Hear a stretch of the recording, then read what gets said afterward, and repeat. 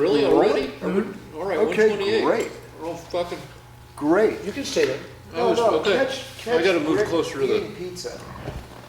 Before, we have coffee and pizza before we start, which is, for guys pushing 60, should we be eating pizza every week? I'm 39. Oh, okay. Well, I take 2 cholesterol blockers, so I hope that's sufficient.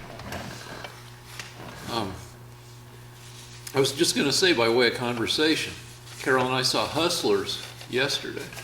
Hustlers? Hustlers. It's about a bunch of strippers at strip joint called a high-end strip joint called Scores in New York that started really going above and beyond their stripping duties. And are these male strippers or females?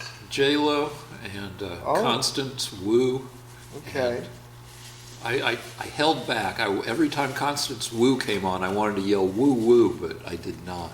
Well, you know, the thing about Constance Wu is that a lot of men are interested in Constance's woo.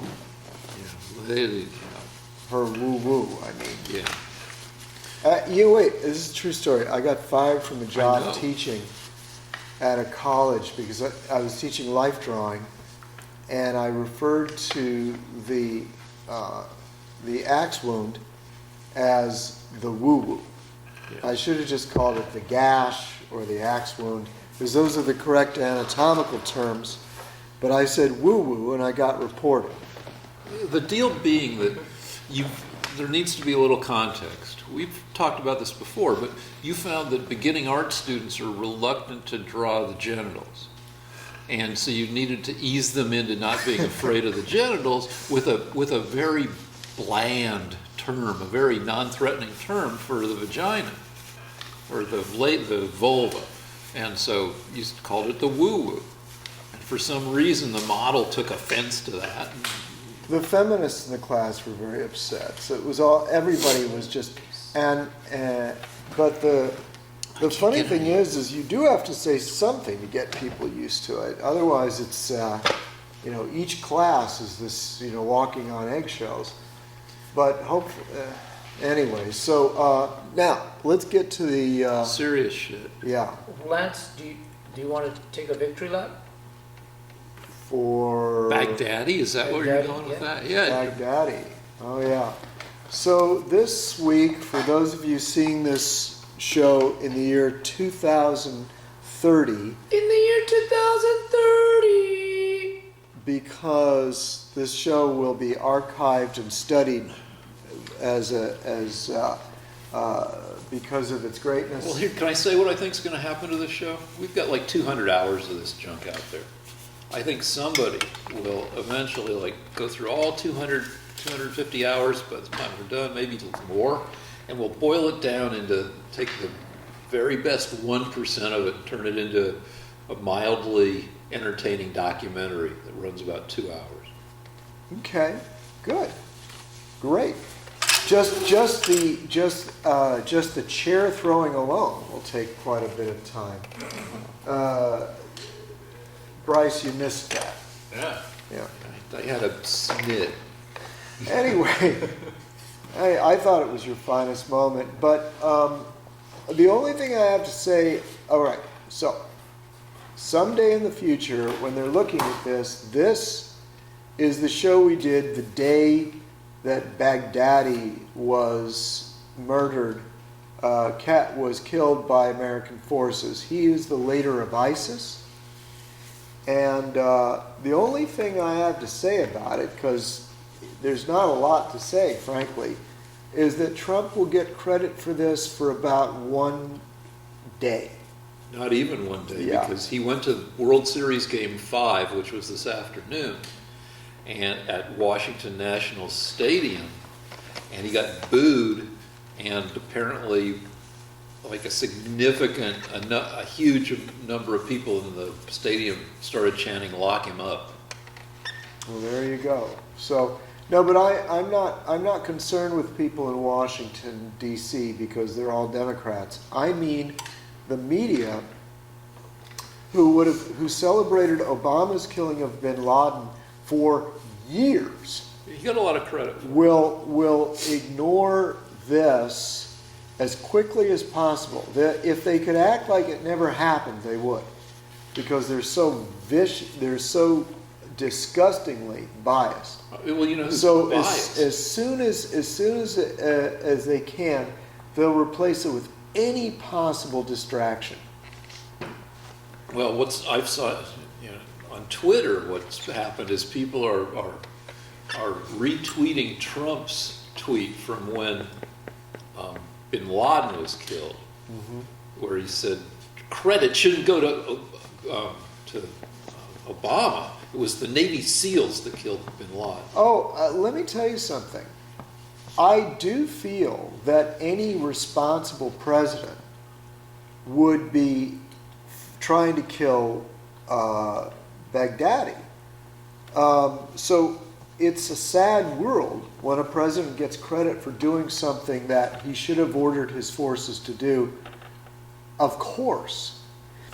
But the difference is that for some reason, the Democrats kept going back to this thing of he killed Bin Laden, like it was the biggest deal in the world. And the difference is that Trump's killing of Baghdadi is the it's the icing on the cake of a tremendous, brilliant destruction of ISIS that was carried out entirely because of Trump, and was a really beautiful high point in American in American history recently. All right, do we need to argue about whether, I mean, ISIS's caliphate is gone, but there's still like 10,000, 15,000 odd ISIS fighters still. Oh, so he's not doing good enough. You'd have done a better job, huh, Rick? Well, no, but like, do we have, no, I mean, no, of course, I mean. Like, No, but I mean, the thing is that in contrast to that traitorous rat, Obama, who actually supported ISIS. You know, no, it turns come on, out... All right, now then we have to argue, because that's bullshit. It turns out that they have new documents that that were revealed that the CIA knew that armaments were being sent from Benghazi, Libya, to Syria during the Syrian civil war. So we know that Obama was aware of armaments being sent to them at a time when we weren't supposed to know that at all. And Armaments from whom? Armaments for Syrian fighters. We don't know which side. We know that apparently Obama knew the composition and number of each weapon, which means we had somebody on the inside helping them. So Obama's contribution was to actually be secretly helping one of the sides in Syria, we don't know who, and causing the rise of ISIS in Iraq and Syria. In fact, we think that Obama may have been helping al-Qaeda against Assad. We don't even know. But the point is Trump leads this incredible smashing of ISIS, and Rick is too petty and partisan to give him any credit. No, I mean, ISIS's caliphate has been, they don't hold any land at this point. So Trump didn't actually track each one down to their house and put double tap in the back of their head. So you're still complaining. No, I'm just not good enough for you. I'm just asking because it comes up all the time when you look at coverage of this stuff, that there's still a significant number of the fighters sloshing around the Mideast. Okay. And of course, it's great that the caliphate is gone. And now going back to Obama and Syria, there were, and there probably still are, like a dozen or more different factions, each with their own political philosophy and philosophies and alliances that can change. And I've heard, and you've heard the same thing, I'm sure, that like why did the U.S. have a consulate in Benghazi anyhow. And one theory being that it was a staging point for the U.S. to get weapons to the factions that they thought would help them in doing whatever the fuck they were trying to do in Syria. Well, at the point that the annex was attacked, the only democratic forces left in Syria had been defeated. So Obama was sending those weapons to somebody evil. And we still have yet to find out who, but we will. Okay. And I would like to say that the whole thing could have been avoided because at the very beginning, If he hadn't withdrawn of everybody Assad's, from...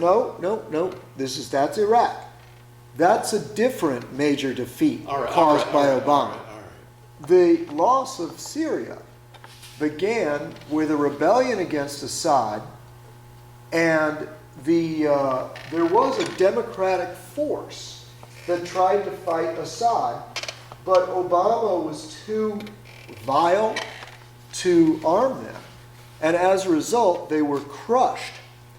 And then the Russians, seeing that Obama and the Democrats were too weak or traitorous to do anything in Syria, decided to send their troops in, while Obama patiently watched. Well, there's been a lot of discussion over the past 10 years as to whether you want to knock down Assad because, as you would point out, knocking down Gaddafi in Libya turned out to not work out very well. Yeah, that's because a traitorous,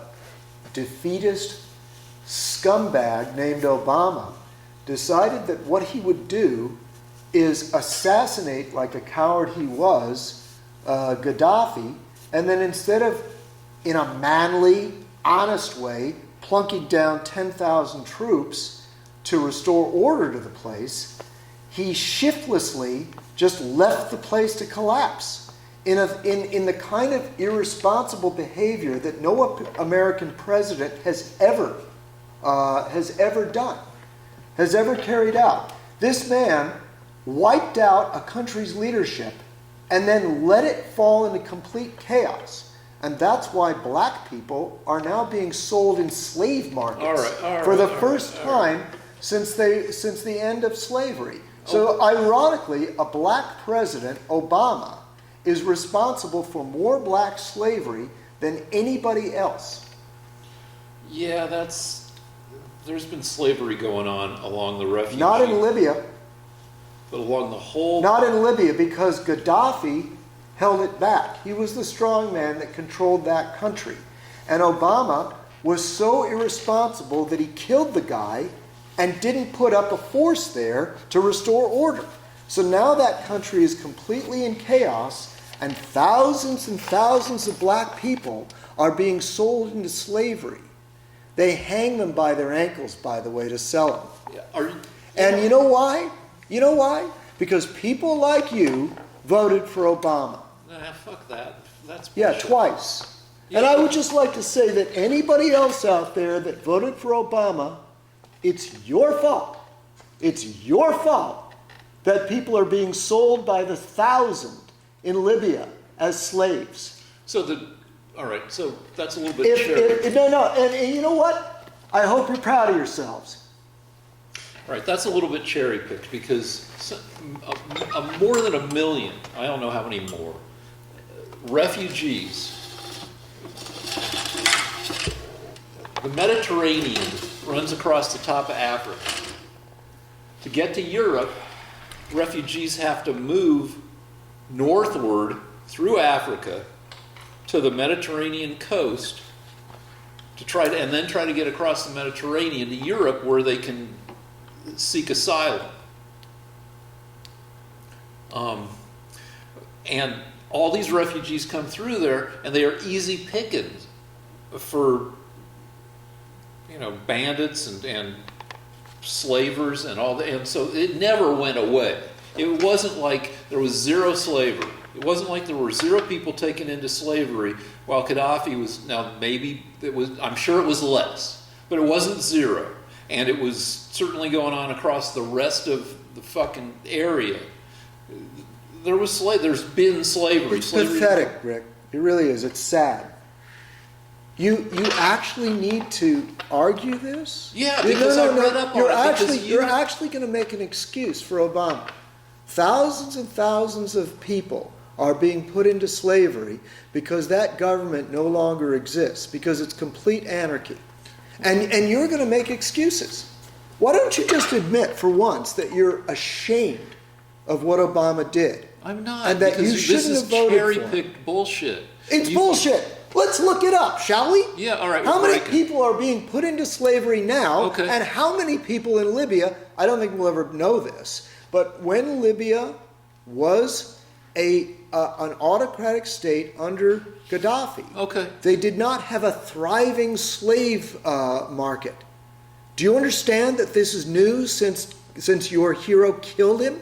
Since Obama killed the guy Gaddafi? he killed, we shouldn't neglect. Do you understand that? We shouldn't neglect that the guy who he killed is the guy who sponsored the blowing up of the passenger plane over Lockerbie, Scotland. Then why didn't he put 10,000 boots on the ground to secure the government? He should have. He didn't. Okay. But any other responsible American leader would have done that. Anybody that gave it any So let's thought look at up all. the slavery No, part. Rick, let me ask you this. An artist working in a warehouse in the middle of the ghetto You're not. knew that you would have to put 10,000 troops into that region in order to secure that government. And you have the temerity to sit there and say, oh, it's not Obama's fault, just a few more slaves. Just a few more slaves. Will you defend anybody? Is there anything that he did that isn't so vile that you won't try to defend him on it? Can you just admit it was wrong and that you were wrong to vote for a person that would do that? Depending on how cherry-picked your shit is. Yeah. Cherry-picked. How many thousand is cherry-picked? We're going to look How it many up. thousand We're more? gonna look it up. No. I just want to know. I just want to know because we're gonna research this because I'm lying. So let me ask you a question. If there are 100,000 more slaves, is that a big enough mistake to get you to be ashamed? What if it's only 3,000 slaves? What if it's 500,000? What's the number, Rick, before you say it's not cherry picking? All right. So he made a mistake. He made a mistake. Well, we all make mistakes. Would Trump letting the Kurds fend for themselves and then all these ISIS prisoners escaping, is that a mistake for Trump? The ISIS prisoners are under control now. That was part of the deal that he made a week ago with Turkey. Rick? There are two things that he did. Trump just put 3,000 more troops over the border in Iraq. The ISIS prisoners are under control. I don't know which side controls them. It's possibly our people, it's possibly the Turks. But as part of the agreement, there are two things the Turks have to do. They can break the agreement. I can't control the Turks. We don't know what they're going to do. But according to the agreement that they signed with Pence this week, they have to respect the territorial integrity of Syria. That means not biting off a piece of Syria. And two, they cannot commit atrocities. They cannot kill anybody that hasn't fired on them or kill civilians. There's information that the Kurds offered some intelligence into the killing of Baghdadi, and yet we still like leaving them to fend for themselves. How do you feel about that? Well, that's all right. So what Twitter has been saying is that Trump first thanked the Russians, even though there's no evidence the Russians were any help in killing Baghdadi, and he failed to thank the Kurds, even though they provided intelligence, Right. which makes people say, "What the fuck?" Lance? All right, but that's kind of like that's just a guy saying words. So Well, I mean, that's still Okay, as I said last week, Trump has done. This is what Trump has done. Let's start by saying first. You can relax. First of all, there is not at this time, as of October the 27th, 2019, there has not been a massacre of the Kurds. there have been some. There have been some back and forth shooting. And the And Turks, some people who shouldn't have. The There's some Turks Kurds killed who are the- dead who shouldn't be dead because they were civilians. the Turks did commit atrocities and have killed some Turks, some Kurds. But Trump immediately dispatched Pence and Pompeo over there and got assurances from the Turks that they weren't going to do that. Now, as far as our ultimate goal in relation to the Kurds, it was this. Trump agreed 2 years ago to send an army in to wipe out ISIS. I said this last week, I guess I'll have to repeat it. ISIS was the main enemy of the Kurds. ISIS was killing the Kurds. ISIS was committing atrocities and genocide. Trump went in, he helped the Kurds, they beat back ISIS. They destroyed the power of ISIS, even though some are still alive, Rick. Now, he was not committed to carving out a piece of Syria to give to Kurdistan, to create a Kurdistan. That was not part of the deal. So what the Kurds have is safety. They do not have their own country. They still have to be part of Syria. But nobody ever, who promised them their own country? Well, that's the alternative, Rick. The alternative No, is... don't answer. Think it through. You asked me a question. Either you got two choices. You can get them to not be killed, or you can stay there and give them their own country. You can't do anything else. If we leave an army there, it's the Kurdish army.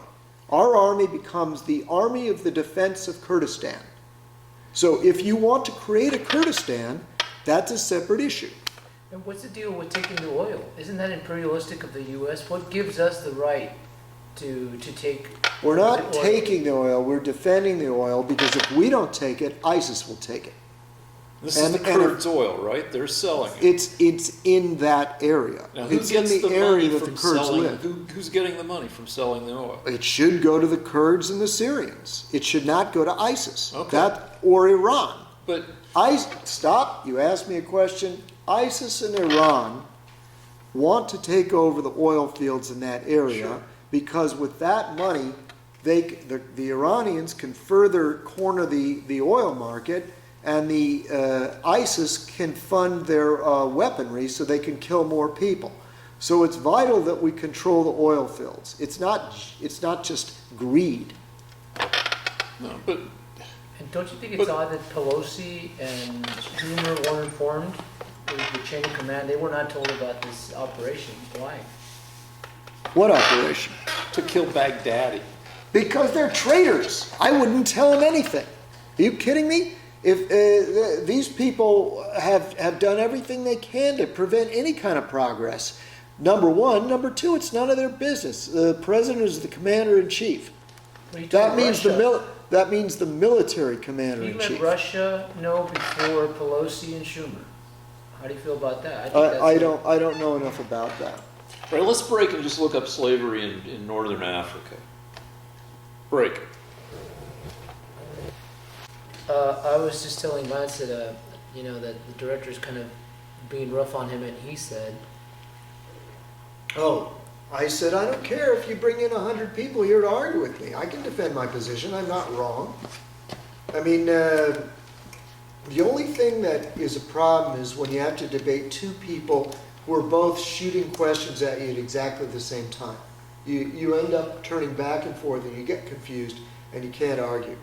But I know Obama did not succeed in his fight against ISIS. I know that there's slavery in Libya.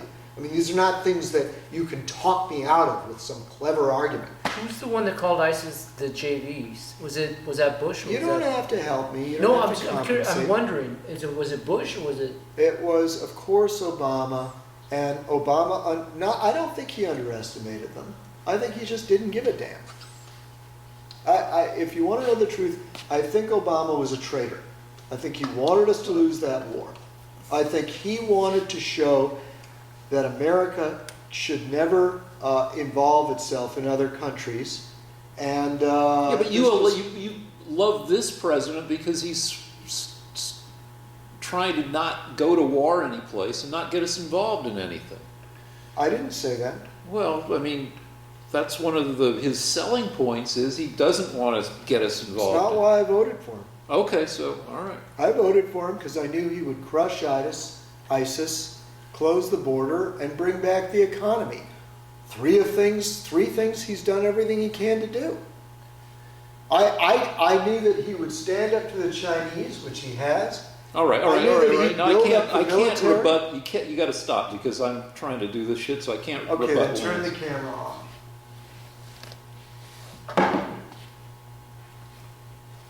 Before I turn the camera off, Bryce, do you have anything to say? Did No, you want I- to take a photograph? I did. Okay. Any comments, Bryce? The only thing I was thinking of is whatever. Didn't Iran get something blown up recently, like a refinery? That was Saudi Arabia. Oh, that's Saudi Arabia. Never mind. I was like, whatever happened to that?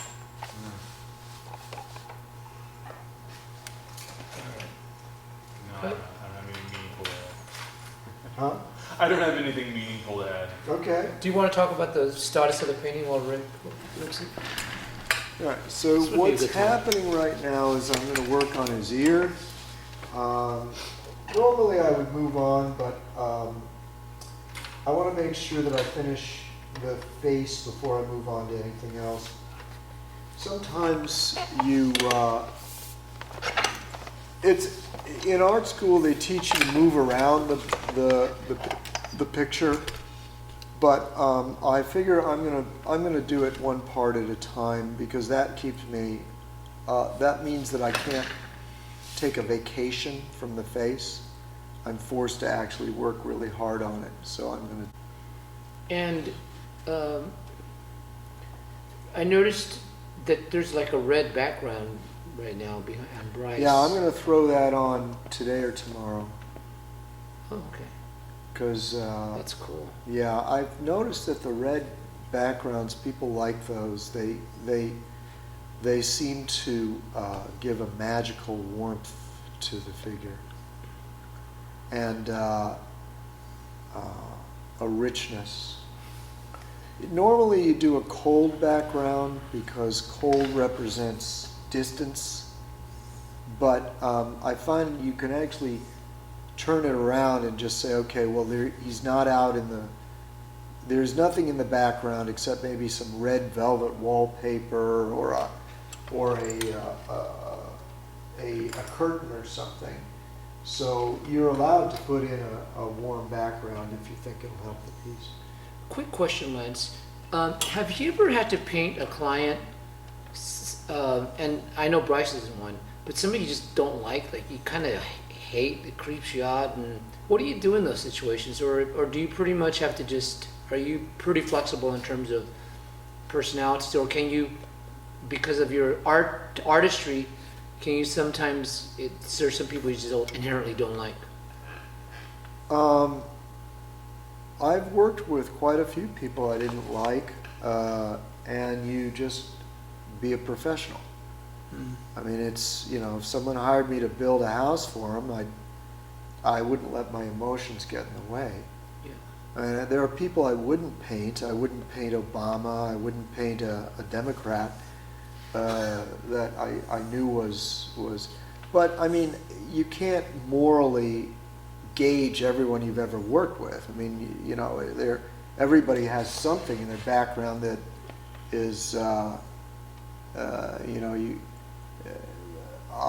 for example, there was talk today about me possibly painting a portrait of somebody that doesn't like Jews. And I don't give a damn. After he meets me, maybe he will like Jews. Film actors say, since we live in Los Angeles, and I'm an actor and I work with actors, and they say that it's all in the eyes. You being an expert at painting eyes and expressions, do you agree with that? Well, here's the rule. When you're doing an oil portrait, I think the easiest way to draw someone into a painting is to have it looking at the viewer. So that means the eyes So that means Bryce's eyes are looking at me, so when I paint them, they'll end up looking at the viewer, and there'll be a connection. But if you're a good portrait painter, you can also create a very poetic quality by having the eyes looking off as if he's thinking about something. Or you can even have the eyes closed as if he's dreaming about something. So you can do that, but I thought that Bryce looked more alive and dramatic if he was staring at me. Bryce is youthful, and his features are regular and somewhat small. And so what I did was, I have his eyes looking at me to increase the intensity. See, when Bryce is 85 years old, his face is going to be covered with all kinds of grooves and aspects that will describe his character. Cool. But right now, he's blessed with the beauty of simple youth. And so I'm trying to give him more drama by having him stare at me. Do you find that some of the characters that you paint, like some of the more dramatic characters, tend to have more wrinkles, or some of them are more uptight, and some of the more serene people that you paint at a certain age have less wrinkles? Well, I mean, there are, not knowing Bryce very well, I had no reason to give him any specific emotion. So I picked the angle where his face has the most emotion without adopting a theatrical emotion. In other words, I painted an actor one time, and the actor actually held an emotion the whole time. And and I asked him, what's going on? He said, well, I'm doing this to make the painting more interesting. And I think it helped. I think it did make it more interesting. But I'm not going to ask Bryce to do that. What I'm doing is I'm finding the angle where he is the most interesting and just painting that. All right, I can talk now. Okay. All right, so I have to admit that I read some articles, and nobody has really covered the slave trade. If there was any going on while Gaddafi was still alive, it's not mentioned in the articles. All the articles talk about what's happened since Gaddafi was taken down.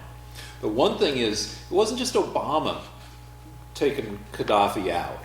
It was a NATO operation. So that I'm sure we were the most powerful country taking out Gaddafi, but it wasn't like Obama was the only one making decisions about what to do about Libya. And everyone knows that. He was defeated by British and French aircraft, supported by the U.S. Pitiful excuse, Rick. Pitiful. Fine. So it wasn't his fault. Was he not old I'm just saying that he wasn't the only one who fucked up. So he wasn't old enough. Are you saying that he just wasn't smart enough? Maybe maybe he could have asked his mother. Maybe if his mother had been alive, he could have asked her. No, I'm just saying it's like poor little Obama didn't know what he was doing. Well, I would think that some of it, a bunch of leaders of these various countries signed off on whatever fucking plan they had, and I would guess that some of it wasn't his fault. It wasn't poor little Obama's fault. The big bad British and French made him do it. They talked him into it. I just said he was the most powerful leader, making decisions about Then why what to are you do. making excuses for that dirtbag? Because he wasn't a dirtbag. He was a guy. He was a guy trying to He do was a a job. guy that was so stupid that he brought slavery back to North Africa when a painter working in a warehouse You're in not the just a- ghetto you're not would just- have known not to do You're that, not Rick. just a painter in a warehouse in a ghetto. You're a painter who listens to 8 to 10 hours a day of conservative podcasts. I knew at the time, Rick, and so did every other American Republican or military person or anybody that gave it any thought, that you don't just kill the leader of a country and let it collapse into chaos. What's the matter, Rick? It's not a physics problem, so you can't put it together logically? Well, logically, you had the leaders of 12 countries, including Uh-huh. Obama, who had some kind of plan. I haven't researched that, what they did afterwards. We saw what they Okay, did. but what, Where are the 10,000 troops that are supposed to restore order? they must have had some. Now, and I hate getting into this argument. We didn't put boots on the ground, Rick. We killed the guy and left. We split. Well, I should at least read up on what their thinking was about what was going to happen. Do you have to even ask that question? Yeah, because they did this. You could have asked me. No, you. I'm a painter, and I would have said, you're not. when you kill a leader, you put troops down to keep order. So I want to see what they did and what their plan was. You just said they didn't do shit. They Well, just killed you know the guy. what? You know what, Rick? But let's Rick, not- why is it important? They were dumb. They were idiots. They were irresponsible. They were assholes. So they were kind of the way. I hate this argument because it doesn't go anywhere. But kind of the way that Bush and Cheney had no plan for after they took out Saddam Hussein. Yeah, I'll tell you what the plan was. They fought it out for 5 more years so that when Obama finally took office, the place was pacified. They sent in thousands and thousands of more troops. After They sent in 100,000 more troops. after shit went to shit. Right? That's what you do. When shit goes to shit, you do something about it. You don't sit back and watch the slave trade come back and do nothing. All right, so let's talk about the slave trade rather than have this argument. So, two things happened that are created the slave trade. One is failed state in Libya after Gaddafi is taken out. Two is a huge surge of refugees, 150,000 a year, coming through Libya and trying to get across the Mediterranean. Why are they coming through Libya, Rick? Because that's the disembarkation point for all these ships. Well, how come they didn't do it before when Gaddafi was alive, Rick? Well, they probably did. And No, they didn't, because he protected his border.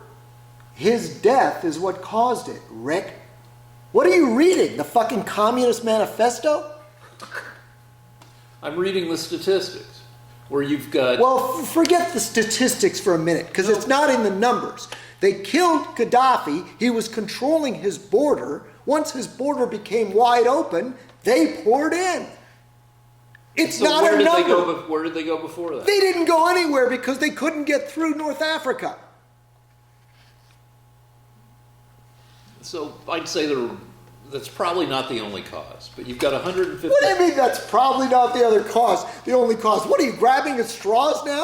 No, but what I'm is, saying, what is there another you cause don't know. you're thinking you of? don't fucking know. No, I know the answer. You don't. I know the fucking answer. When Gaddafi died, the border to Libya went open, and the people from Central Africa moved north to try to get to Europe. You don't know that that's the only cause, and I can name. No, all no, the I causes. do know. That is the cause. No, because you've got civil war. You've got all these. They had civil war before. That you. It's not the only fucking cause. All But right, the deal is, Rick. How do you know that I'm wrong? Or are you just bullshitting right now? No, because No, understand. You're just bullshitting right now. You don't know if there was another cause. You're just saying that I'm wrong. What's the other cause? What's the other the cause? other Rick?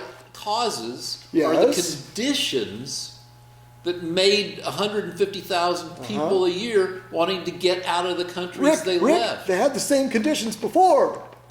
I don't know that. Yes, I you have to do. research. Yes. Well, I do. I do, okay? You don't know anything about this. You're just making this up because you feel argumentative. You don't know what the causes are. I told you what the cause was. Now you're going to make up some other cause in your mind. You don't get, okay, so they went through Libya, but you don't get 150,000 people a year trying to get through Libya unless there are reasons for them to go to want to do that. If everything was They had the same reasons before, Yeah, but those are reasons. but they couldn't get through before. Fine, but they still had reasons. Okay, listen, guys, you know what? I'm going to have to stop just for a second to keep the camera on. I would just like to say I'm about to lose my mind, okay? It might be in a second or two that I'm going to have a combination of a sexual orgasm, a heart attack, and a stroke. Okay? So if we don't change the subject, because you know what? I'm not going to try and beat Rick in this argument. I'm just telling you, I've had it up to here. Can we change the subject, please? You're the director. Sure. Thank you. But let me, I just did my reading here about this shit. So Okay. you've got between 400,000 and 1 million refugees bottled up in Libya right now, and who are being in refugee camps, and it's the Libyan government, such as it is just shitty and can't do anything about it. Oh, and another reason that you have all these people bottled up is because Europe, which has effective government, said you've had all these people trying to cross the Mediterranean and 3,000 people a year drowning trying to cross. So Europe says, we can't have that. And Europe comes in and sets up blockades and tries to, plus they don't want to, Rick, why is all this happening? Why is all this happening, Rick? Do you think that it started when Gaddafi was assassinated by Obama? Or was it always happening in your mind? Has it been happening your whole life, or did it just start when Obama died? I think shit. Or when Gaddafi died? I think shit got serious and most of this stuff happened when Gaddafi was killed. Oh, okay. And whose fault was that? Who killed him? NATO. Okay, and who's the head of NATO? The U.S. And who was the president of the U.S.? Obama. Very good. So, Is that something Trump would do today? Like, would he go in concert with NATO, or is he kind of, is it America first from Trump? well, Right?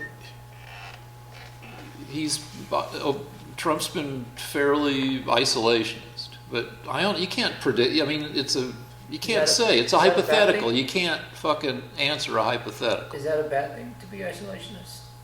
You think if we were still in concert with NATO, Baghdadi would have been killed?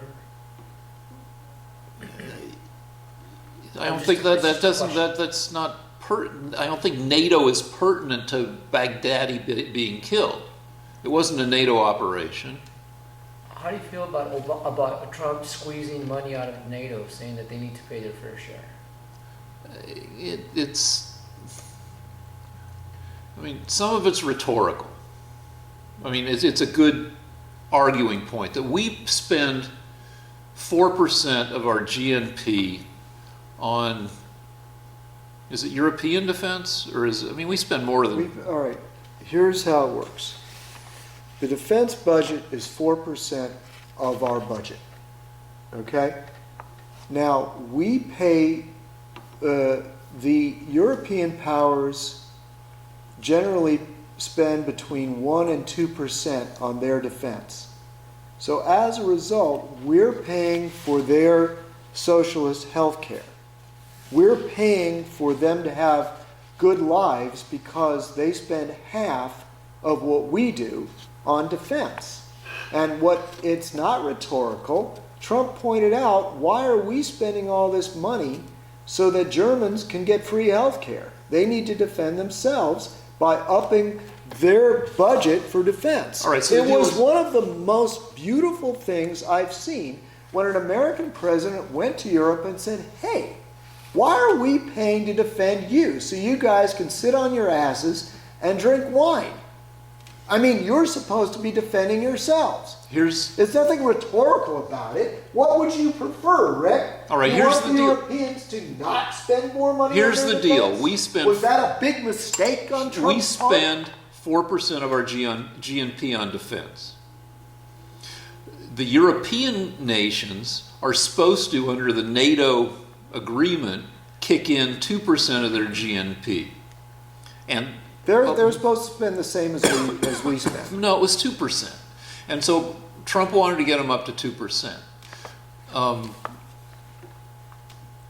What was your original question, JD? They're- Director, I don't sorry. know where it says that. They're supposed to spend the same amount as we are.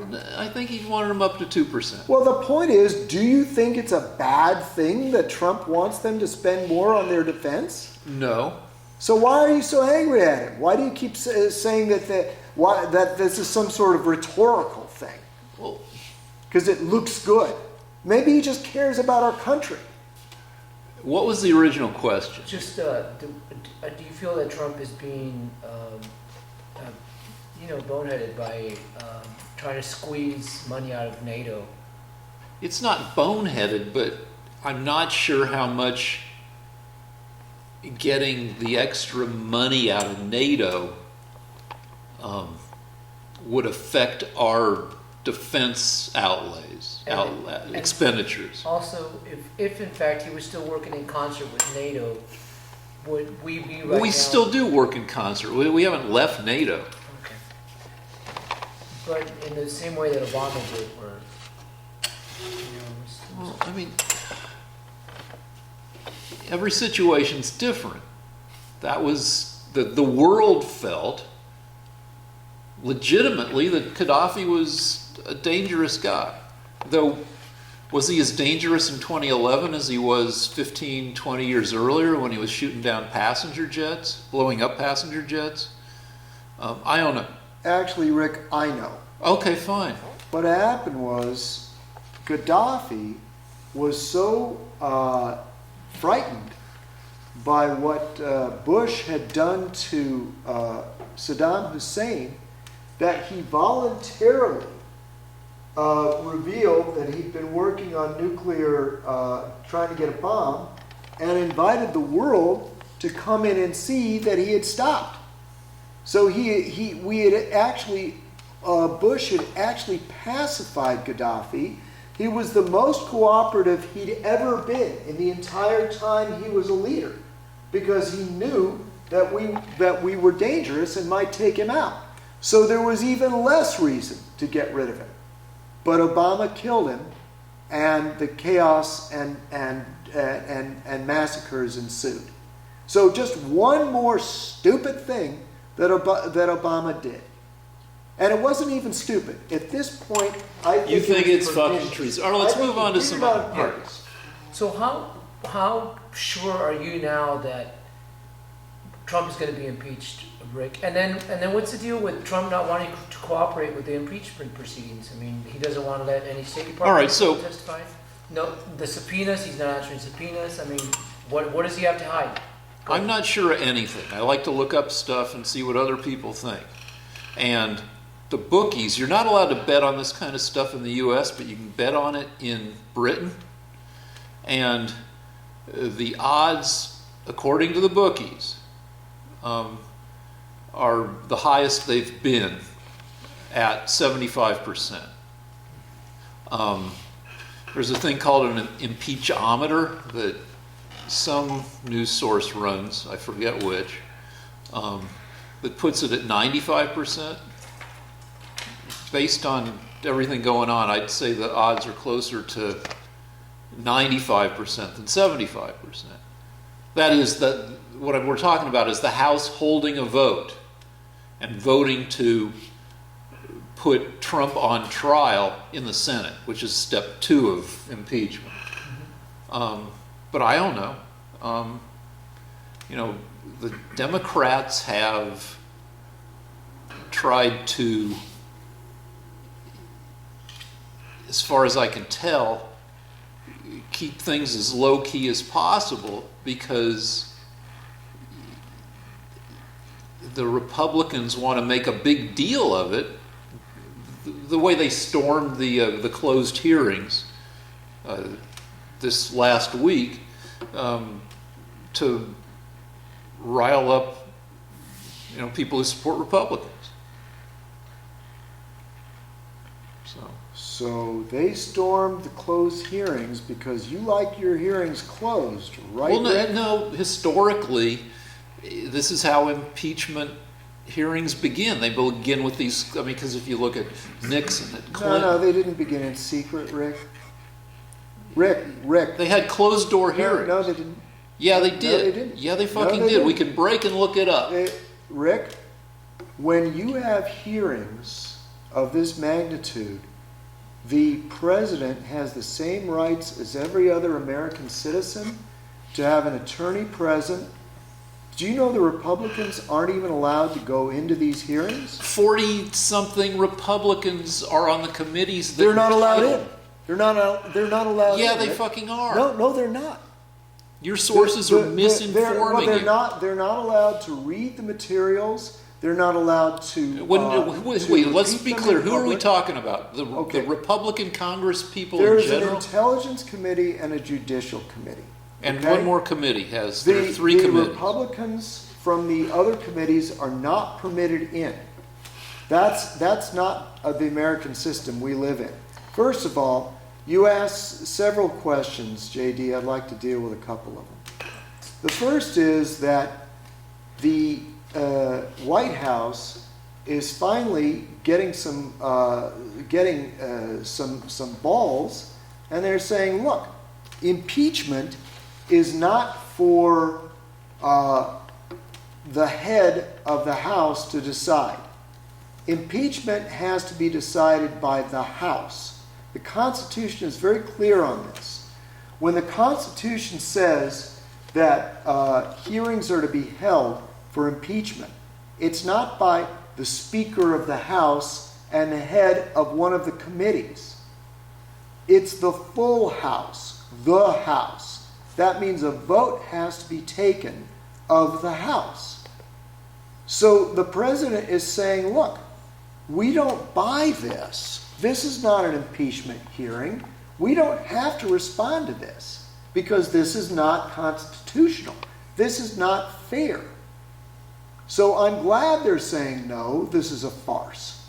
Now, the second thing is, Lindsey Graham has announced, in participation with McConnell, that they're not going to indulge that any kind of impeachment recommendations from the House unless the president is given the full rights of every American citizen to have an attorney present, to have the hearings conducted in public, to be able to face his accusers, and to be able to cross-examine them.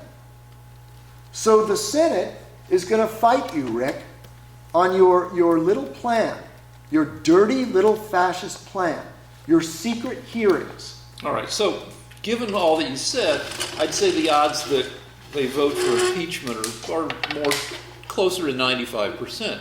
So 'Cause- what's going to happen is it's going to get squashed in the Senate, and that'll be the end of it. But in Well- this segment of the impeachment hearings, Lance, it's like a grand jury. Grand juries are done in secret, right? It's basically a grand jury situation. It's not basically anything. The impeachment of a president has to be agreed upon by a vote of the entire House.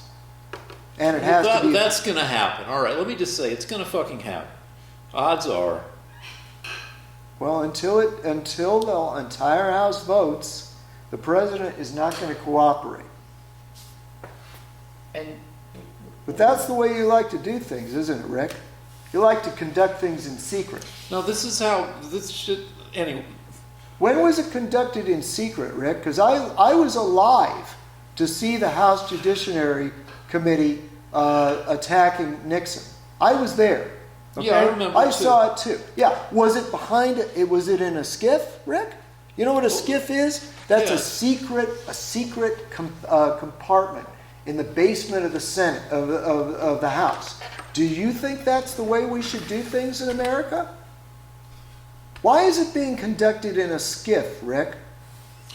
one is that they're still in a fact-gathering mode. The second is that the well, sensitive why can't nature of they- the why can't- underlying information makes it more appropriate No, for it's closed-door not. No, it's sessions, not. No, it's at not. least on an initial No, pass. you're gonna impeach a guy on something that's so sensitive you can't reveal it to the public?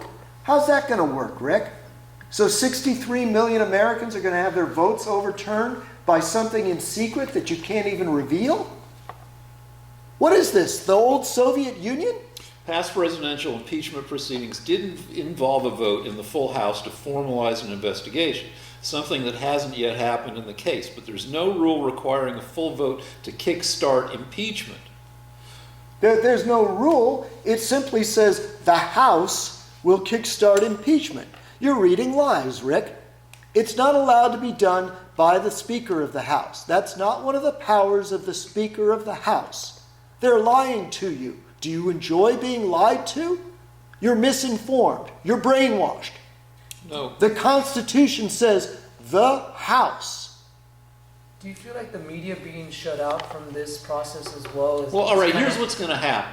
They're just going to feel- do a little bit more of this shit, and then they're going to have a vote on impeachment, and then they're going to have open hearings, the way we had them in 1974. Yeah, but they're selectively leaking stuff that's going to make President Trump look bad. I mean, it's just like they're cherry picking stuff, like saying, "Oh yeah, this guy, this ambassador said that yeah, it was a quid pro quo," when they don't even have a chance to cross-examine that guy or to ask him any questions. Do you think that's cool, Rick? I am now. Well, no, what you do know, Rick. Do you think that's a good way to do things in America? I think that the Democrats all along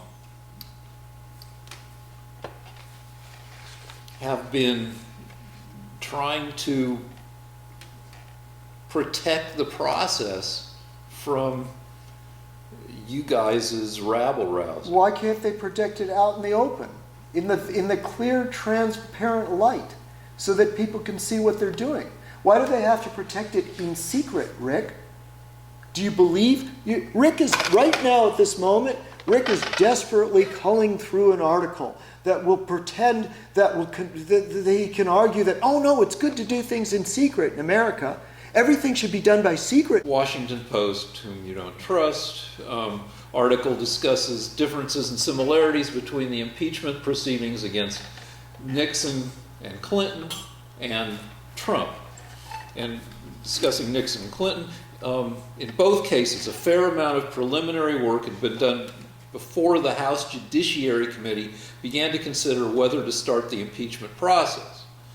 In the case of Nixon, there have been months of hearings in the Senate and a grand jury investigation by a special prosecutor. So anyway, there was a lot of stuff that wasn't the full-on open impeachment hearings. And Okay. what's going on... Okay, the House doesn't conduct secret hearings on impeachment. That is not what happened under Nixon. The House Judiciary Committee was on the TV. We saw the films. We saw it on TV every day, Rick. Don't let the article confuse you. No, I'm going to be confused here. remember- In the case of Nixon, there had been months of hearings in the Senate and a grand jury investigation by a special prosecutor. The House Judiciary Committee then worked on preliminary impeachment work for 3 months before formally adopting a resolution to conduct an inquiry. So months of stuff before the public shit happened. There was private. I saw it. The hearings were open. The hearings were open in the Senate. They were open in the House. And by the way, that dirty little lying article that you're reading leaves out the fact that the Democrats and the Republicans had to work together on everything. It wasn't just the Democrats alone, Rick. The bottom. So Rick likes a Soviet-style secret hearing. Rick doesn't like the idea that things should be in public. The stuff's going to be in public. You want to make a bet as to when this? No, you. No, actually I don't. I want to know why it's so important to you that everything be in secret. Are you ashamed of No. what they may come up with? And by the way, none of these things are sensitive security issues.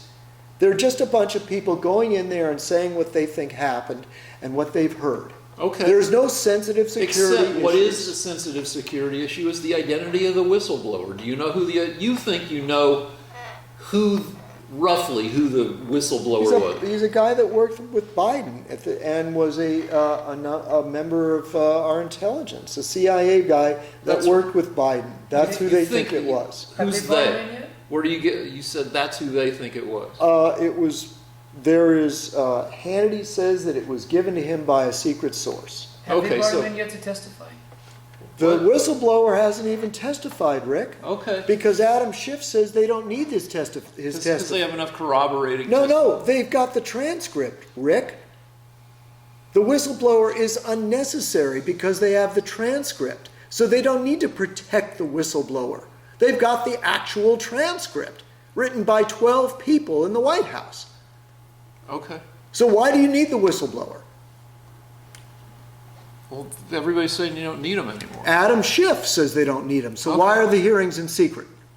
It's some Who are kind they of- protecting? It's a strategic decision to not, I don't know, but Well, you do know. They're ashamed. They want to be able to humiliate the president by holding secret hearings and releasing information that will embarrass him but with leaks. That's Okay, why. okay. Otherwise, they could do it in public with Republican lawyers cross-examining these witnesses. Okay. But your zeal to defend every evil, excessive act of the Democrats means that you have to support secret Soviet-style hearings, something that's never been done in the United States. There have never been secret hearings before? Not to impeach a president. Impeaching a president means that you're overturning the will of 63 million people. Don't you think us sons of bitches would like to know what's going on? Or I guess that's not important if you're a Democrat. You just do what you want in secret. Well, here's what's going to fucking happen. You asked what do I think's going to happen. I don't care what you think is going to happen. Well, I want to know why you're defending Soviet-style secret hearings to Because impeach your somebody. side is a bunch of fucking jackasses. Yeah, that doesn't help you. That doesn't help you And- one bit. I want logic. I don't want ad hominem insults. The logic is that Trump and Bill Barr are absolute pieces of shit. That's not an argument. I don't accept that. But the deal I is don't that they accept will that. do what they can to subvert the process. And we have no evidence of that. The only people subverting the process are Adam Schiff and Nancy Pelosi by holding secret hearings Fine. that they're not allowed to They do may- by the Constitution. They can hold the hearings, but The Constitution Democrats- says that impeachment hearings have to be done by a vote of the House, Yeah, but not you can- one person. But you can do preliminary investigation, and that's what this is. In the United States, preliminary investigations need to be conducted with the other side getting a lawyer present. This is America, Rick, not the Venezuela that you want to create. They're subverting the process. You know that there are Republicans in the hearings. The 12 of No. They don't get lawyers to cross-examine. The White House hasn't even been able to read the transcripts of the hearings. Do you know the White House doesn't even know what they're saying about them? Well, this is something I don't know. This is something I'm actually asking. I'm not trying to make a rhetorical point with this question. But in the hearings, there are Republicans and Democrats, right? Right. Are the Republicans allowed to ask questions? No. It's just because the Democrats. All right. So who's asking the question? Only Democrat lawyers get to be involved. Only the Republicans aren't allowed. The president is not allowed to read what they're saying about him. The president is not allowed to have a lawyer present. The Democrats are forbidden to speak on what is happening in the hearings. They're not allowed to tell the president who is being accused what they're saying about him. They're not allowed to tell the public. But the Democrats are leaking to the Democrat media things that they think will embarrass the president. Okay. So the Republicans have to sit there in silence. They can ask questions, but they can't repeat the answers to anybody, So they including the can president. ask questions. Maybe. I don't know. So, okay. I don't. You know why That's I don't what- know? Do you know why I don't know? Because they're here. It's secret. Because it's secret. Okay. All right. But it's not secret to the Democrat press, and it is secret to the president. So you're the president. You're President Rosner. They're holding secret meetings in another branch of the government, and you're not allowed to hear what they're saying. Does that seem American? It seems strategic. But, Does it seem right, Rick? yeah. Can I just make a quick comment? Wait a minute. You think that in the United States you can accuse somebody of something and then hold dozens of witnesses talking about them and not tell the person what you've heard? Until the trial. Say, now I don't want. There are laws against withholding evidence, Rick. Yeah, and there's a thing that's discovery, but there are. Everything's done in public. Even if it's done in secret, you get to have your attorney present and find out what's being said. But not in the world you want to create. Okay. In the America you want to create, if your side There will can be embarrass... public. Well, thank you, Rick. That's nice that you're giving us that. But you know what? That's our right. I don't need your permission. I'm an American. Whose legal analysis are you leaning on here anyway? Is this Hannity again? Are you telling me that it's not in secret? It is. Everything's in secret. out in the open? The hearings are. I secret. needed Hannity to tell me that? But no, you're saying that he gets to have a lawyer present. No, he doesn't. You're saying that under the law he gets to have a lawyer present. Yeah, you're not allowed to be accused without having the ability to cross-examine your opponent, the ability to see and face your accuser, the ability to have a lawyer present, the ability to cross-examine, the ability to read whatever documents they have that might prove your innocence. That's the American system that we live in, Rick. No, that doesn't sound right. Yeah, no, Rick. You asked me a question. Yeah, but you're not giving me Since the United States was founded, people have these natural rights. Now, so here's the deal. The right Let's to... say I'm arrested for public urination. Let's say that I'm accused. you can face your accuser and you can read the police report. And you can have a lawyer present at all times. Yeah, I can have a lawyer when I'm being interrogated. Yeah? But my lawyer, there's no requirement to have my lawyer in the interrogation room or in the squad room when the witnesses to my alleged public urination are being interviewed by the cops. So, let's say If the information is being read, if there's a grand jury, this isn't a criminal investigation where it's a guy in a room with a light hanging over him and two cops that are trying to beat the information out of it. But this is the phase we're in. This is the United States. This is the phase we're in. Rick, it's the House Intelligence Committee. It's a committee. Yeah, it's the Congress. Do you understand? The Congress is not doing secret investigative work. The Congress is having lawyers and documents being read. They should be read by both sides, Rick. You have a right to face your accuser. Yeah, but you're construing a right here that is... It's an American citizen right.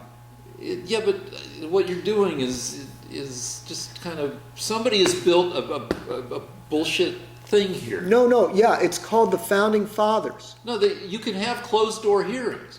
The witnesses to me purportedly pissing on a pickup truck at a parade in Studio City can be interviewed without my lawyer present. Okay, and the results of that interview can be read by your attorney. Okay. So, but they're not letting Trump's attorneys read the results. Or the American public. Yeah. Why don't we get to know, Rick? You see, you would give in to totalitarianism. You'd support it if it was your side. Say, you know what? Fuck those Republicans. They don't get to know. They'll hear in good there are time. Republicans in 12 of the Republicans. They're not allowed to tell the president. Okay. So it's okay for you that the accused doesn't get to face doesn't get any of this information. Why is that, Rick? Because it's your side? No, that'll happen. That'll happen. Why only Burbank and San Francisco can know what's going on? Because that's shipped Because it's this is the preliminary shit that leads up to the full-on impeachment hearing. Do you remember when Acosta was kicked out of the press conference and the Democrats went all shit bat crazy because the freedom of the press was being denied and they weren't allowed. So where are they going bat shit crazy now because the press is not allowed in that room? It's the same thing. Okay, fine. Is that camera? Are we still within the half hour? Yeah, we got 40 minutes. You want to take a break? I'm okay. Well, but we should move on to something more fun than this. Okay, so But now it looks as though it's gone into a criminal investigation. The FISA warrant thing is going into the criminal phase. Do you want to comment on that, Rick? well, once Lance is here So, all right, so Barr has opened up an investigation into the origins of the investigation into potential collusion between Trump and Russia. Not into collusion between Trump and Russia, but into whether there was malfeasance in opening up the investigation. All right, so I think the investigation is kind of bullshit, but I'm okay with it if it's, because I think they'll find out that there was adequate reason to open up that investigation. Lance will say no, that it was a witch hunt. But Lance can speak for himself. Right now, Barr and the other fellow who helped him, Durham, they just came back from Italy. And the reason they came back from Italy is that they were interviewing Joseph Mifsud. Joseph Mifsud went into hiding because he didn't want the same thing to happen to him that happened to Jeffrey Epstein. Joseph Mifsud... Wait, do you think Epstein was assassinated? Yes. Okay. So, Joseph Mifsud was, according to the Mueller report, a Russian spy. It turns out he was an American spy. And the investigation of Trump began when Joseph Mifsud gave a piece of information to Papadopoulos. The information was that the Russians had Hillary Clinton's emails, had broken into the Democrat Party servers. So Joseph Mifsud found a young man in his 20s named Papadopoulos, who had just joined the Trump campaign. He called him to London, and there Mifsud gave him this piece of information. About a week later, another American spy named Downer, he was an Australian, but he worked in concert with the CIA, asked Papadopoulos what was going on, pumped him for information, and eventually he got Papadopoulos to repeat what he'd been told, that... So you're saying it's entrapment, that it was CIA operatives trying to get Papadopoulos to say that he knew that the Russians had Democrat servers broken into their server. When Downer found this out, he immediately called the FBI, and that's how the investigation started. That's the beginning. That is the beginning of the investigation. Okay. Now, what Barr is trying to find out is why did American intelligence entrap this young man so that they could start an investigation? Who told them to do that? The second thing that Barr is trying to find out, Barr and Durham, is we know that the dossier was paid for by Fusion GPS, a man named Simpson, working for the Clinton campaign. This man Simpson probably wrote the dossier himself with help from the Ukrainians and the Russians, but he gave it to Steele, a former British spy, who then gave it to the CIA, who gave it to the FBI, who then got a warrant to surveil Trump. So the question is, why did the court use Democrat anti-Trump political writers, Oppo research? Thank you, Rick. You're very helpful. Why did the FBI use Democrat Oppo research to get the court to allow them to place spies in the Trump campaign and to surveil the Trump campaign? Why did they do that? And so in both cases, the case of Papadopoulos and the case of the dossier, they were begun by American intelligence, specifically John Brennan's, the CIA. So the CIA. So let's, to put it in a nutshell, on your behalf. John Brennan, who was a former communist. People didn't. John Brennan admitted he was a communist before he joined the CIA. Fine, but people who he's the one that started. All right, people who didn't like Trump, went on a witch hunt and cooked up stuff and da-da-da. Their goal, yes. Okay, so fine, but let's move on to some stuff, because you've said this a million times. And the investigation, I assume if there's anything to find, they will fucking find it. Turn toward me. I want to talk about... You need the furry thing. Can you put the Well, furry to start with, I want to talk about my attitude towards fat. For some Don't reason, shake that up every ever time. since It gets I stuff in was a my little face. kid, Yeah, sorry. I was grossed out by fat. This way, that Like way. my family wanted me to eat the meat, the fat along the side of a sirloin steak, and kind of called me a pussy for being grossed out by the fat. I was also grossed out by like the idea of being fat myself. And I don't know why exactly, but it is a thing, and it's not an admirable thing, because then it makes me judgy about, well, it's made me kind of not anorexic, but I go to the gym 5 times a day.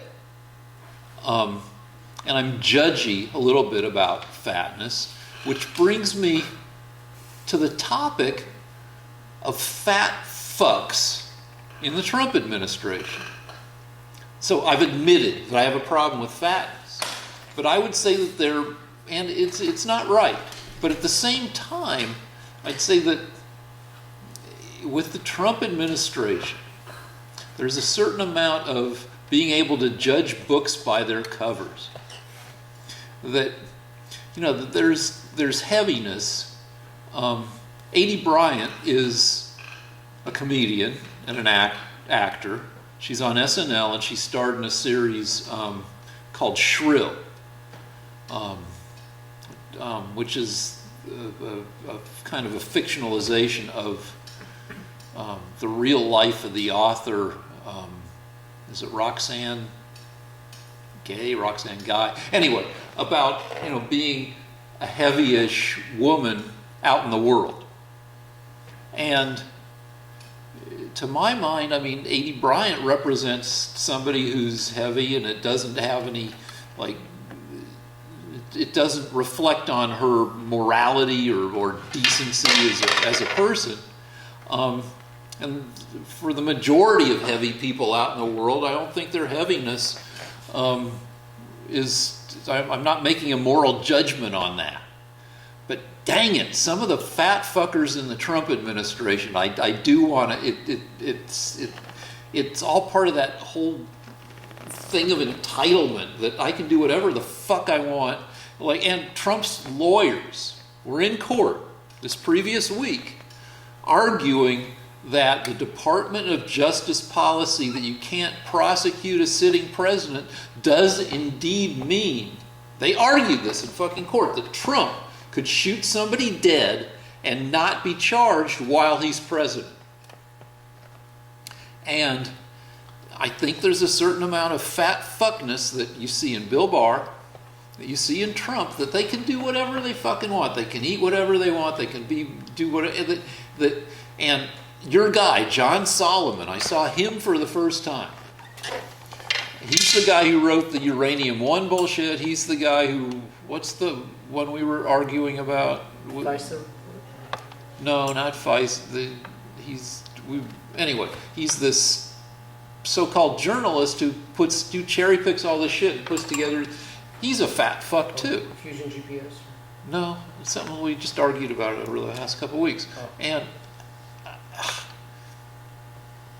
I just think you can judge a lot of the Trump people by their shitty covers.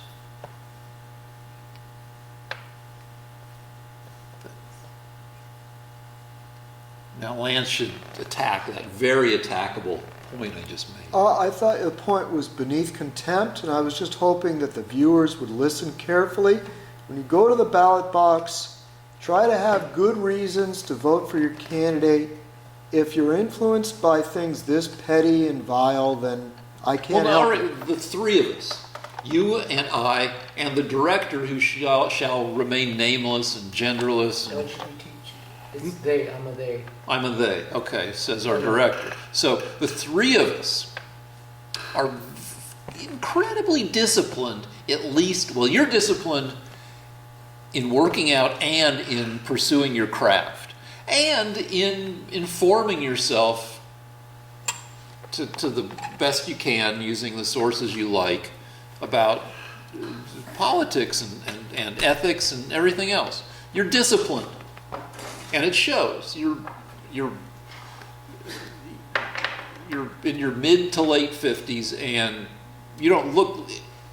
You're vital. You're not as decrepit as because you have discipline, and I have discipline, though it's really more OCD. And our director, I know, I met our director at the gym. We became friends at the gym because we were always at the fucking gym. And I object to being sloppily governed by undisciplined shitheads. And so I think at some level, I mean, yeah, it's a trivial, superficial argument from a guy who's judgy, beyond where I should be judgy. At the same time, I think there's something there. All right. The only way that I can attack the Democrats on this is that it's the Democrats that always want a strongman leader. Like, for example, 80% of the reason that they voted for the Kennedys is that the Kennedys were handsome and Nixon was ugly, comparatively.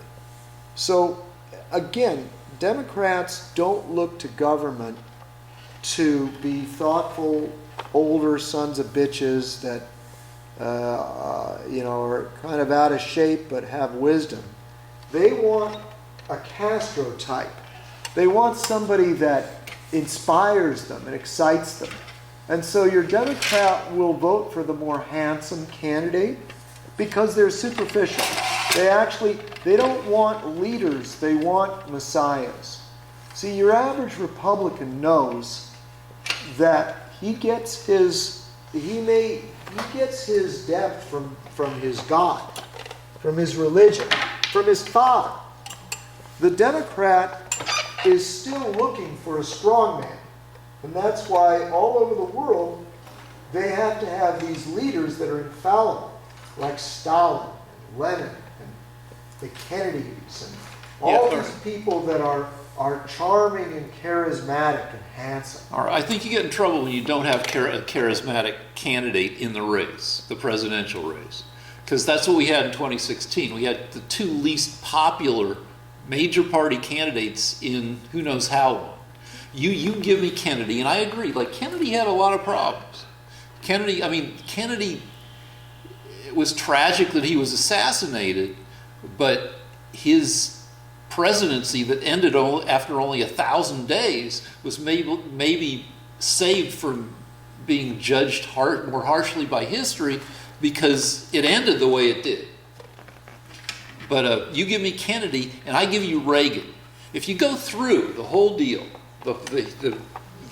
all the elections since, say, World War II, you have charismatic candidates on for both parties, and winning. It helps you win. Where's Trudeau fall into it? Oh, Trudeau's super pretty, but he's had his own problems. He got reelected with a, in Canada it works a little different. He got reelected with a minority and has to form a coalition government. But you got Kennedy versus Nixon, and I always kind of loved Nixon because he reminded me of me, that he wanted to be more cool than he was, and he just didn't, it pissed him off that he wasn't. Then you have Johnson getting elected because he took over for Kennedy, and tragedy. I don't want to go through every election, but let's go work backwards. You've got Hillary versus Trump, two people who, the people who didn't vote for them each found very unpleasant. What was her best nickname? Didn't they call her Hilla-Beast or something like that? Yeah, okay, sure. And what was Trump's? I don't know, but I mean, they both had super high disapproval ratings as candidates. She was kind of hot when she was young, though, wasn't she? Remember? She was fine. She was pretty. I mean, she had started off with thick glasses and then learned to wear contact lenses, and she was in politics forever. But before Hillary Trump, you had Obama for 2 terms, and he was very charismatic. And then before that, you had G.W. Bush. Sorry. Anyway, yeah, George Bush, who everybody says, both his detractors and his fans say he'd be a great guy to have a beer with. He was very appealing. And the first time around... Hot daughters. I just like to say something, if you don't Well, mind. hold on one sec. Just when his first narrow electoral victory was against a guy with no charisma, which was... Kerry. No. Oh, Al Gore. Al Gore. And then before that, you had the very charismatic Bill Clinton. And then, then you had H.W. Bush winning only 1 term and then losing to Clinton because, in part at least, because Clinton was more charismatic than the very bland Bush. And then before that, you had 2 terms of Reagan, who was one of the most charismatic presidents in history. Okay, are you done? Yeah. Okay. Winston Churchill was the greatest leader of the 20th century. And I would vote for him, even though he was out of shape. Yeah.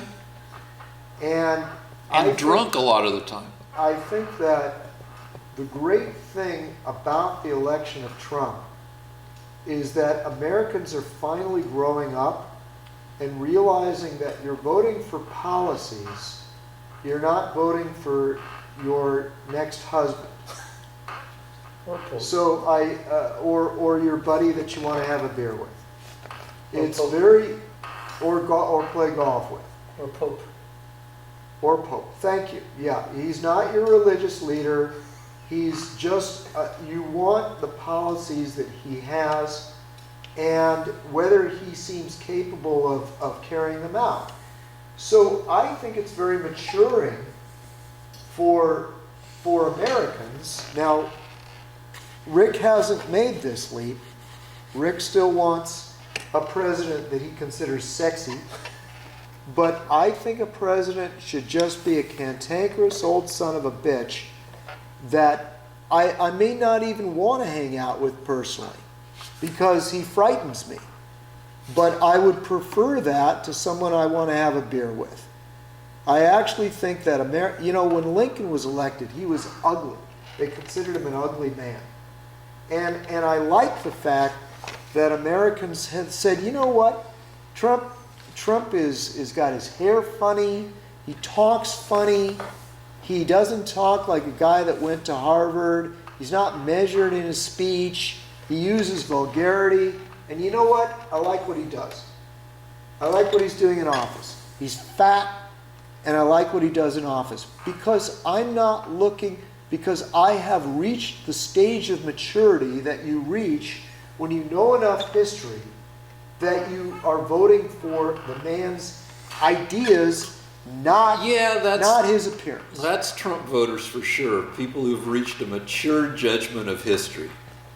Yeah, that's right. That's right, because I knew that the guy that looked good in a suit, and Obama looked great in a suit, and spoke mellifluous drivel, was going to end up getting hundreds of thousands of people killed in the Middle East. I knew that at the time, and I know that Trump is just a very hard-headed guy. He's not. There are no pictures of him in a bathing suit, but he's going to stand up to the Chinese, and he doesn't mind saying we need to stop immigration, and he doesn't mind saying that, you know what, we don't need any more Muslims in this country coming from countries that want to kill us. Okay, well, there you get closer to the essence of why Trump is popular with a bunch of people. He doesn't want Muslims, and he doesn't want immigrants. I did not want people coming from countries that are trying to kill us. And Trump had the balls to say that. You know, Trump was a really good athlete growing up. I mean, an excellent baseball player and basketball. Do you think that he can kick some ass? Do you think he would actually kick Biden's ass like in an MMA match? What do you think? What do you guys think? I would. Trump outweighs me by more than 100 pounds. I would love the opportunity to square off with him in some kind of ring. Now I know that he's an old man. Rick, you're gonna get this taken off the air. What? No. Fisticuffs. You can't joke about this. Okay, just either we're going to edit this out or you're going to ignore what we just said. No, you can't talk about on the internet beating up the president. I'm not saying that. This doesn't sound good, Rick. All right, edit so that all right, out. all right. Just Well, edit that shit out. Okay. All Well, right. I think that if Rick wants to challenge the president to No. MMA match. That, All right. No, you guys are right. So we're just going to stop this, and we're going to. Okay. All right. I'll stop it here.